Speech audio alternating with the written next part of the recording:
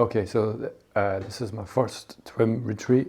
The reason I came on this retreat was because I'd heard of Delson through a podcast, and I'd done a lot of meditation retreats in the past, but there was something about the TWIM technique that really resonated with me, so I decided I was going to come on the retreat, and I'm really glad I did. Throughout the retreat, it's been a really interesting journey, especially because using the 6R process and learning to relax the mind through the process of right effort has enabled me to experience the jhanas. And it's been very interesting to see how my mind has been responding every day to the evolution of the talks and the jhanas. And it feels like I've been experiencing each jhana consecutively through Delson's talks, of understanding which particular state I'm in, and then which state is then unfolding into the next state. And so I got, by day 5 or 6, I kind of got into a very tranquil mind, a very silent mind, and I was sitting in the state of silent mind, and I've been there before,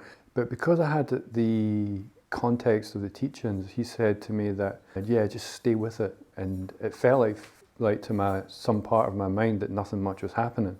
And so I decided just to stay with it, relax, just keep relaxing, and keep relaxing. And then I went back to my bed after the first meditation and just relaxed the mind.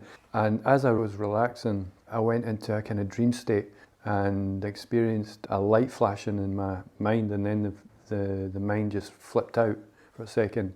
And when it came back, I experienced this intense sense of energy. It was like a rush of energy.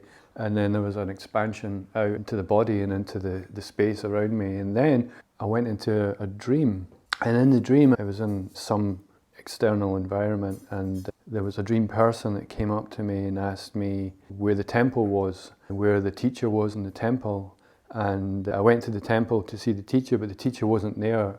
And then he turned around and said to me, "That's because the teacher's in his finer body." And then it just clicked. As soon as he said finer body, my mind opened up into a space of white light and energy, and there was just a release of immense love and energy and expansion.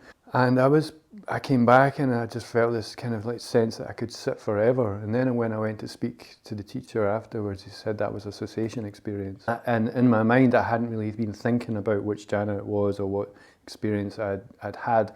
And then it clicked that was a cessation experience. And then I came back to the kitchen area, and I was contemplating dependent origination. And from that state of mind, I was able to see into the nature of dependent origination much more clearly than I ever had before. And so I was contemplating the 5 aggregates and also the 6 sense bases, and just really looking at the nature of the self in relationship to these components of my experience. And it just came into view that the experience moment to moment really doesn't have a self. There's no independent sense of self. And it came into view of how suffering is being created more clearly than it ever has before through the horizon of contact, feeling and craving. And everything just became a lot brighter and a lot more sharp. And yeah, it was a revelation. So going for a walk after that state was just a revelation of, wow, this is actually going deeper than it ever has before. So then I had the confirmation from Delson that was a cessation experience, and also in the points of light in my mind that was experience of dependent origination.